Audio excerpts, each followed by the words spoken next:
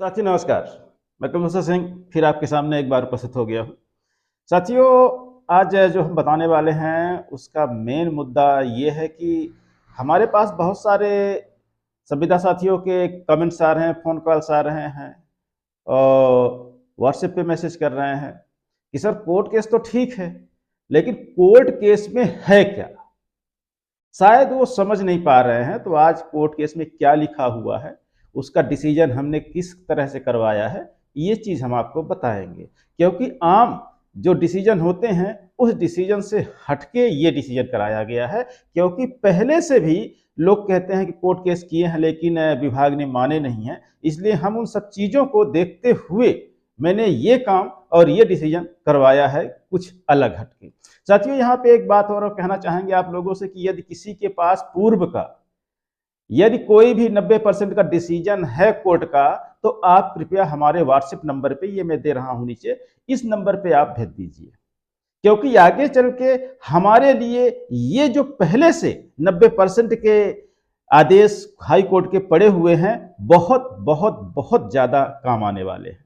तो साथियों, किसी के पास हो, किसी ने डिसीजन करवाया हो, तो तत्काल जितना जल्दी हो सके अब आप हमें उसकी सर्टिफाइड कॉपी जो है उसकी फोटो आप भेज दीजिए। या सर्टिफाइड कॉपी तो आपके लिए वो बेकार ही हो चुकी है, विभाग ने भी नहीं माना है। तो आप सीधे हम एक एड्रेस दिए दे रहे हैं यहाँ पे, या तो आप व्हाट्सएप करना, हम उस पर पर्सनली एड्रेस आपको दे देंगे, तो उसमें आप सीधे रजिस्ट्री करके हमारे एड्रेस पे भेज दीजिए। तो साथियों, यहाँ अब हम चलते हैं उस चर्चा पे कि आखिर कोर्ट ने डिसीजन क्या दिया है। तो साथियों, आपने पढ़ा है नहीं पढ़ा है, हम फिर से स्क्रीन पे लगाए दे रहे हैं, आप इसको पढ़ लीजिए। इसमें अंग्रेजी में क्या लिखा हुआ है, इसके बाद हम इसके हिंदी वर्जन पे चलते हैं। तो साथियों, आइए हम आपको बताते हैं कि आखिर इसमें लिखा क्या है। आप स्क्रीन पे देखिए, मैं हिंदी में पूरा उसको कन्वर्ट करके बताने की कोशिश कर रहा हूं, आप समझाने की कोशिश कर रहा हूं, आप उसको पूरी तरह समझना और मैं भी पूरी तरह से बहुत अच्छे से मैं आपको समझा दूंगा। तो साथियों, आइए स्क्रीन पे। तो साथियों, इसमें लिखा है आदेश। आदेश जो हुआ है, प्रारंभ में याचिकाकर्ता के विद्वान अधिवक्ता ने निवेदन किया है कि याचिकाकर्ता अपनी शिकायतों को उजागर करते हुए कोई अभ्यावेदन देते हैं तो उस पर प्रतिवादियों द्वारा निर्णय लेने के निर्देश दिया जा सकता है। मतलब हमने जब कोर्ट केस किया तो यहां ये कह रहा है कोर्ट कि हमने जो कोर्ट केस किया है तो उस पे मैंने कोर्ट से कहा है कि आप हमारी शिकायत पे विचार करिए।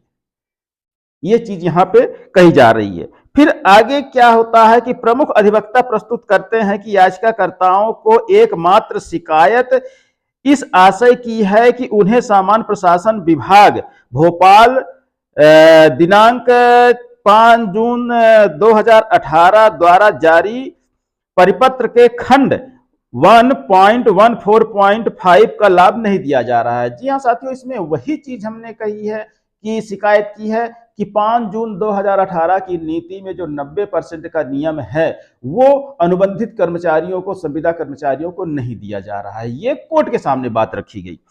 फिर आगे कोर्ट के द्वारा लिखा जाता है कि दिया गया जिनके हकदार वो हैं न्यूनतम वेतन का 90% जो कि नियमित पद के कर्मचारियों के लिए स्वीकार्य है और यह परिपत्र अनुबंध के आधार पर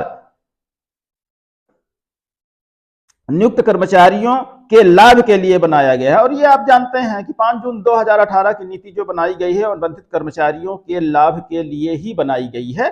तो ये चीज हमने वहां भी स्पष्ट किया है कि ये इन्हीं अनुबंधित कर्मचारियों के लिए 90% बनाया गया है।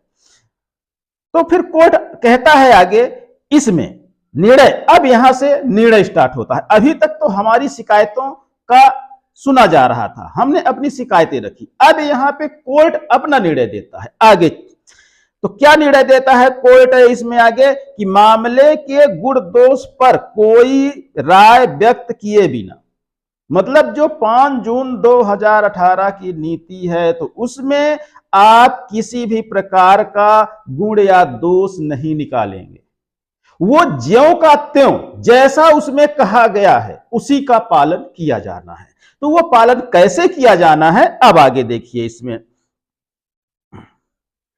वर्तमान रिट याचिका का निपटारा इस निर्देश के साथ किया जाता है कि यदि याचिकाकर्ता आज से यानी 13 जून 2022 को इसका निर्णय आया था, तो 13 जून 2022 से लेकर 15 दिवस की अवधि के भीतर प्रतिवादी संख्या 2 के समक्ष, साथियों यहां पे प्रतिवादी संख्या 2 जो है, यहां पे हम थोड़ा सा स्पष्ट करना चाहेंगे।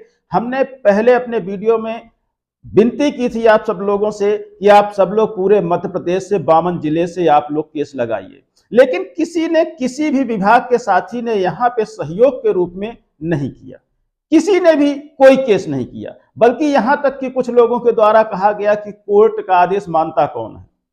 लेकिन मैं यही आदेश मनवाने के लिए आया हूं। फिर मैंने अपने कुछ स्वास्थ्य विभाग के संविदा साथियों के साथ बैठक की, उनसे चर्चाएं की और उनके आदेश और उनका आधार कार्ड, परिचय पत्र लिया, और वो जो जाबाज साथी हमारे सामने आए, मैं उनको बहुत बहुत धन्यवाद देना चाहूंगा कि कम से कम वो तो अपने हक के लिए लड़ना जानते हैं, बाकी लोग तो सो रहे हैं। उनको चाहिए सब कुछ, लेकिन सामने नहीं आना चाहते। तो देखिए, बिना सामने आए यदि नहाना है तो पानी का सामना करना पड़ेगा, सीधी सी बात है। यदि आपको मंजिल तक पहुंचना है तो आपको धूप, बारिश और ठंडी सबका एहसास करना पड़ेगा, सबसे गुजर के ही आप मंजिल तक पहुंच सकते हैं। तो मैं उन साथियों को जिनने मेरा सहयोग किया, अपना नियुक्ति प्रमाण पत्र देके, अपना आधार परिचय पत्र देके, मैं उनको कोटि कोटि धन्यवाद देना चाहूंगा। और सबसे पहले उनके लिए ये 90% नीति लागू कराने का मैं पूरी भरसक कोशिश करूंगा कि सबसे पहले इसका लाभ उन्हीं को मिले। तो साथियों, यहां हम सिर्फ इतना कहना चाहेंगे कि ये जो आदेश करवाया है हमने, तो वास्तव में ये आदेश मल्टीपल आदेश है, हर विभाग पे लागू होगा। वो कैसे होगा वो आने वाले समय में हम आपको बताएंगे। बस आप यहां पे अपनी राशि, कोर्ट की जो राशि होती है, फीस जो होती है, कोर्ट वकील जो लेता है 25 से 30 हजार रुपए, अपना नियुक्ति प्रमाण, आप किसी भी विभाग से हैं उससे हमें कोई लेना देना नहीं, वकील की फीस 25 से 30 हजार जो लेता है वो, और अपना आधार कार्ड, परिचय पत्र और अपना नियुक्ति प्रमाण पत्र विभाग से जो आपको मिला है वो तैयार रखिएगा। इसी आदेश को हम आपके नाम से जारी करवाएंगे। कैसे, वो सब मेरा सोचना है। आप बिल्कुल दिमाग कहीं मत लगाइएगा कि आप कहीं भटक जाएं और आप अपने हिसाब से करें तो हमारा काम जो बन रहा है वो भी बिगड़ जाए। इसलिए कोई भी व्यक्ति कोर्ट लगाने से पहले मुझे संपर्क जरूर करना है आप, क्योंकि वकील जो एनेक्जर बनाता है, दरअसल वो हमारे द्वारा तैयार किया गया है। वकील को हमने सिर्फ मोहरा बना के खड़ा किया है। एनेक्जर में क्या लिखना है, कैसे लिखना है, क्या है, एनेक्जर ही आपका निर्धारित करता है कि आपका जज आपको किस तरह से जजमेंट देगा। यदि एनेक्जर आपके गलत हो गए तो जजमेंट भी आपका गलत हो जाएगा। इसलिए कोई भी साथी हमारा अब 90% का केस लगाता है तो बिना मुझसे संपर्क किए हुए मत लगाइएगा। वकील आप अपना रखिएगा, फीस आप जो देना चाहे उसको वो करिएगा। मैं तो एक लगभग अमाउंट बता रहा हूं कि 25 से 30 हजार वकील लेते हैं, मैं वो चीज बता रहा हूं आपको। वकील आप अपना रखिए, हमारे पास कोई वकील नहीं है, लेकिन आप सहयोग चाहेंगे तो वकील की व्यवस्था हम करेंगे। ऐसा कुछ नहीं इसलिए कि हमारा केस जो लड़ते हैं वो आपका भी केस लड़ेंगे, उसमें कोई दो राय नहीं है। तो साथियों, कोई भी कोर्ट केस लगाने के पहले आप मुझे संपर्क जरूर करिएगा, इतनी विनती मेरी आप लोगों से जरूर है, क्योंकि जो हमने आदेश करवाया है, जो आगे बताने वाले हैं, ये कहीं बिगड़ ना जाए। साथियों, कोई भी गलती ऐसी मत करिएगा कि हमारी परेशानी और बढ़ जाए। जो हम अभी तक मंजिल के पास पहुंच चुके हैं, हमें फिर से शुरुआत करनी पड़े। तो साथियों, चलते हैं आगे। आदेश आगे जो अब लिखा हुआ है कोर्ट ने, आप इस पे ध्यान दीजिएगा। आगे कोर्ट लिखते हैं, जो निर्णय देते हैं, यदि 15 दिवस 15 दिनों की अवधि के भीतर प्रतिवादी संख्या 2 के समक्ष, प्रतिवादी संख्या यहां चूंकि स्वास्थ्य विभाग का आदेश लगा के मैंने ये केस लड़ा, तो यहां प्रतिवादी संख्या 2 जो है हमने उसमें 7 लोगों को लिया है, तो उसमें दूसरे नंबर पर सीएमएचओ है, यानी मुख्य चिकित्सा एवं स्वास्थ्य अधिकारी। चूंकि जो आदेश लगा है वो स्वास्थ्य विभाग का लगा है, इसलिए इनको आदेश किया गया है। बाकी विभाग के साथी बिल्कुल निष्फिक्र रहें, हम सबका एनेक्जर चेंज करवा के, सबका रिस्पोंडेंस चेंज करवा के हम आपके पक्ष में सेम टू सेम यही निर्णय दिलवाएंगे, उसमें कोई दो राय नहीं। क्योंकि कहते हैं लगन और पकड़ दोनों बरकरार रखनी चाहिए। किसी भी चीज में आपकी पकड़ अच्छी है और उसको पाने की लगन तगड़ी है तो कोई चीज आपसे दूर नहीं हो सकती। तो साथियों आगे क्या लिखते हैं, आगे क्या निर्णय होता है वो हम आपको बता रहे हैं।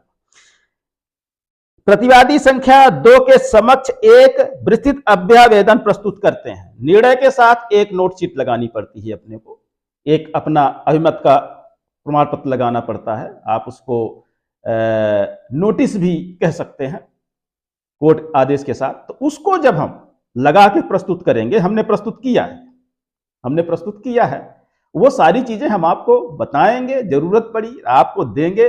सारा केस का जितनी भी समस्या है वो सब मेरी है, खर्च आपका है, और 90% लग जाए तो वो पैसा भी आप ही का है।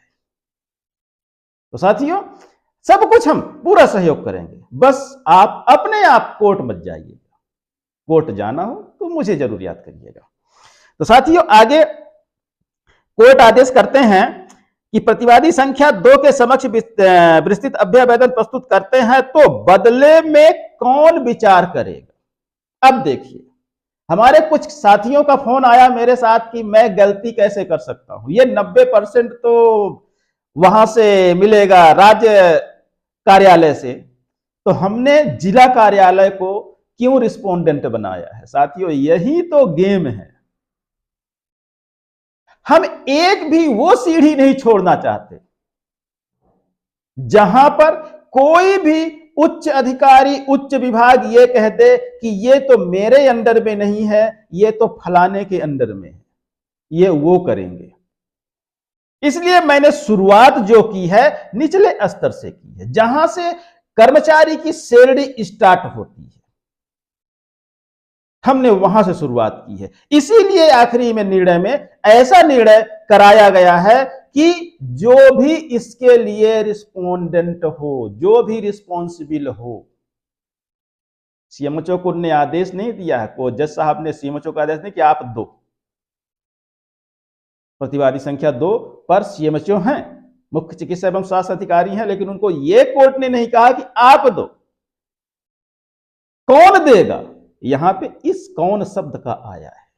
तो यहां क्या लिखते हैं कि बदले में जब अभ्यावेदन हम प्रस्तुत करते हैं, कोर्ट का आदेश प्रस्तुत करते हैं, तो उसके बदले में 90% पर निर्णय कौन लेगा, सीधी सीधी से इस पर विचार कौन करेगा, उसी से जो निर्णय लेगा, जो विचार करेगा, उसी से 90 दिनों के भीतर एक सुविचारित और स्पष्ट आदेश पारित करें। तो साथियों अब मैं उम्मीद करता हूं कि अब आपके समझ में आ गया होगा पूरी तरह से यह आदेश कि आदेश में लिखा क्या है, आदेश वास्तव में कोर्ट ने क्या निर्देश दिए हैं, क्या आदेश दिए हैं।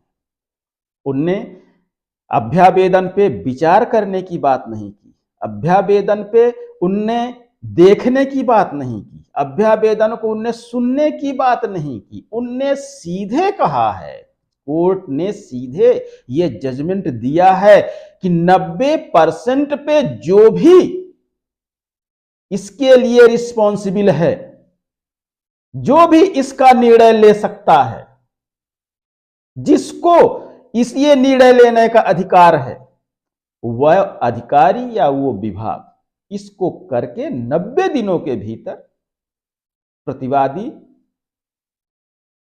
अपना अभ्यावेदन सामने वाले को दे और निर्णय ले कि 90% उसको दिया जा रहा है, प्रतिवादी संख्या प्रतिवादी नहीं, सॉरी, यहाँ पे वादी यानी जो याचिका करता है, को एक आदेश स्पष्ट रूप से पारित करे।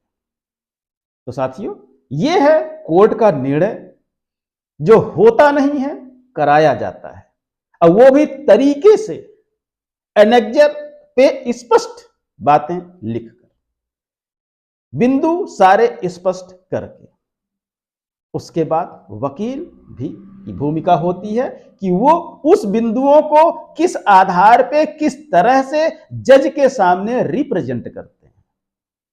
प्रेजेंट तो हमने कर दिया लिख के कि हमें क्या चाहिए था, हम शासन हमें क्या नहीं दे रहा है, लेकिन उसको रिप्रेजेंट वकील साहब कैसे करते हैं, अब ये योग्यता वकील पे निर्धारित। तो साथियों, कोई भी कोर्ट केस आप करने से पहले बस इतनी ही मैं आपसे विनती करूंगा कि आप संपर्क जरूर करिएगा। कहीं ना कहीं ऐसा ना हो कि ये जो निर्णय है किसी दूसरे रूप में हो जाए और विभाग उसको पकड़ के बैठ जाए। तो मैं चाहता हूं कि जितने निर्णय हो वो निर्णय यही हो। तो साथियों, अब इसी उम्मीद के साथ कि आपको सब समझ में आ गया होगा, और साथ में आगे यदि आप कोई भी एक्शन लेते हैं कोर्ट केस से संबंधित तो आप मुझे पहले संपर्क करेंगे। इसी उम्मीद के साथ लेते हैं आपसे विदा। नमस्कार।